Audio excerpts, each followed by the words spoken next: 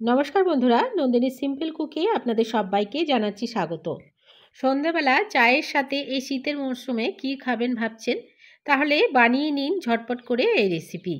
বাড়িতে থাকা কয়েকটা জিনিস দিয়ে এই রেসিপিটি তৈরি হয়ে যাবে, খেতেও হয় দারুণ টেস্ট। তাহলে চলুন বন্ধুরা রেসিপিটি দেখে নেওয়া যাক। এই রেসিপিটি শুরু করার জন্য এখানে প্রথমে আমি নিয়েছি ফুলকপি। ফুলকপিগুলোকে একদমই ছোট ছোট করে কেটেছি। তো আপনারা ভিডিওতে দেখতেই পাচ্ছেন, ঠিক এতটুকু সাইজ করে কাটলেও হবে। এবারে আমি একটা বোলে সমস্ত ফুলকপিটাকে নিয়ে নিচ্ছি। এখানে অর্ধেকটা ফুলকপি আছে। এবারে এখানে দিয়ে দিচ্ছি দুটো ছোট করে কেটে রাখা পেঁয়াজ। পেঁয়াজগুলোকে একদমই ছোট করে আমি কেটে নিয়েছিলাম। এবারে এখানে দিয়ে দিচ্ছি একটা কাঁচা আলু, গ্রেট করে দেব। আলুটাকে খোসা ছাড়িয়ে ধুয়ে পরিষ্কার করে নিলাম। এবারে বড় সাইড দিয়ে গ্রেট করব। ছোট সাইড দিয়ে কিন্তু গ্রেট করা যাবে না, বড় সাইড দিয়ে করতে হবে। যেহেতু আমরা ফুলকপিগুলোকে একটু বড় করে কেটেছি, সে কারণে আলুটাও একটু বড় নিতে হবে। আলুটাকে আমি গ্রেট করে নিচ্ছি। তো দেখুন, ঠিক এতটুকু বড় করে নিতে হবে। সমস্ত আলুটাকে গ্রেট করে নেওয়া হয়ে গেছে। এবারে দিয়ে দিচ্ছি স্বাদ মতো লবণ, দিয়ে দিচ্ছি চিলি ফ্লেক্স 1 চামচ, আর দিয়ে দেবো হাফ চামচ মতো গোটা জিরে।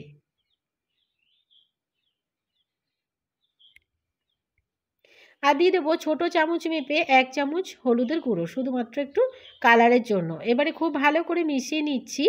যেহেতু লবণ মেখে নিয়েছি, এই সমস্ত কিছু থেকে একটু জল বেরিয়ে যাওয়ার জন্য আগে এই কাজটা করে নিতে হবে। নাহলে পরে যখন আমরা মাখবো, ব্যাটারটা রেডি করব, তখন কিন্তু জল বেরিয়ে গেলে একদমই রেসিপিটি ভালো হবে না। এবারে কিছুক্ষণ সাইডে রেখে দেব। তো দেখুন জল বেরিয়ে এসছে কতটা, আর সফট হয়ে গেছে লবণ দেওয়াতে সবজিগুলো। এবারে এখানে দিয়ে দিচ্ছি দুটো ছোট করে কেটে রাখা কাঁচা লঙ্কা,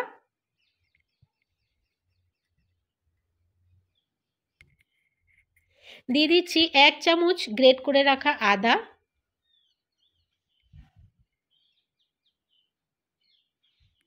আর দিয়ে দিচ্ছি 1 চামচ গ্রেট করে রাখা রসুন।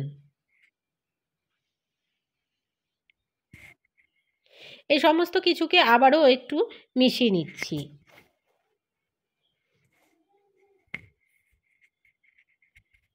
সমস্ত কিছুকে মিশিয়ে নেওয়ার পরে এখানে দিয়ে দিচ্ছি চালের গুঁড়ো।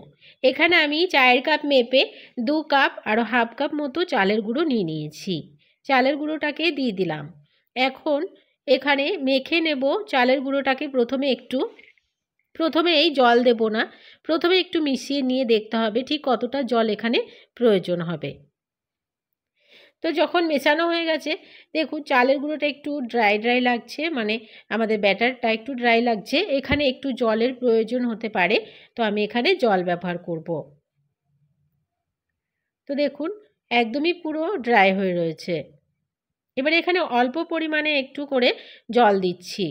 প্রথমে এক গাদা জল দিতে যাবেন না, অল্প অল্প পরিমাণ করে জল দিতে হবে। জল দিয়ে এবারে আমি হাতের সাহায্যে একটু মেখে নিচ্ছি।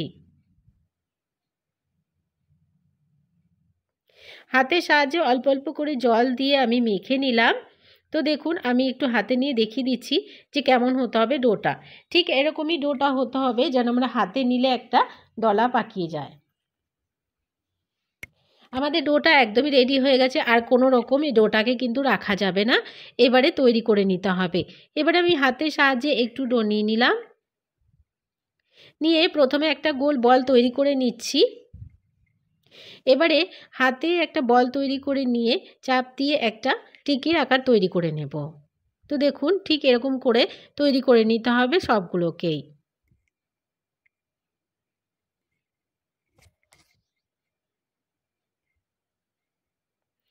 একটা আমি রেডি করে নিলাম, আরও কয়েকটা রেডি করে নিচ্ছি। এবারে এদিকে একটা কড়াই বসিয়ে দিলাম, আর কড়াইতে দিয়ে দিলাম পরিমাণ মতো তেল। এবারে এক এক করে সবগুলোকে ছেড়ে দেব। যখনই তেলটা হালকা গরম হয়ে যাবে, তখন এক এক করে সবগুলোকে ছেড়ে দিতে হবে। আর লো ফ্লেমে রেখে গ্যাসের ফ্লেমটাকে এগুলোকে ভেজে নিতে হবে উল্টে পাল্টে। নাহলে ভেতরে যে আমরা সবজিগুলো দিয়েছি, সবগুলো সবজি কাঁচা থেকে যাবে। প্রথমেই কিন্তু খুব বেশি গরম তেলে এগুলো দিতে যাবেন না। এবারে উল্টে পাল্টে দু পাশটাকে একটু গোল্ডেন হওয়া পর্যন্ত ভেজে নিচ্ছি।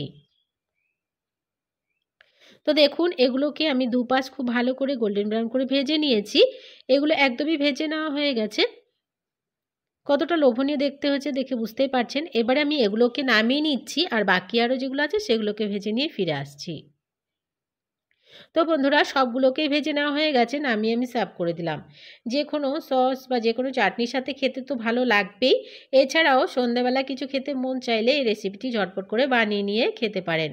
আজকের রেসিপি দেখে নিলেন কতটা সহজ একটি রেসিপি। আজকের রেসিপি ভালো লাগলে একটা লাইক করার অনুরোধ রইল, অনেক অনেক শেয়ার করে দেওয়ার অনুরোধ রইল। নতুন বন্ধু আমার চ্যানেলে যদি নতুন এসে থাকেন, আমার চ্যানেলটিকে সাবস্ক্রাইব করে পাশে থাকা বেল আইকনটাকে প্রেস করে অল বাটনে ক্লিক করতে ভুলবেন না, এ ধরনের রান্নার নোটিফিকেশনগুলো সবার আগে আপনাদের কাছে পৌঁছে যাওয়ার জন্য। আর আজকের রেসিপিটি কেমন লাগলো কমেন্টস বক্সে জানাতে ভুলবেন না।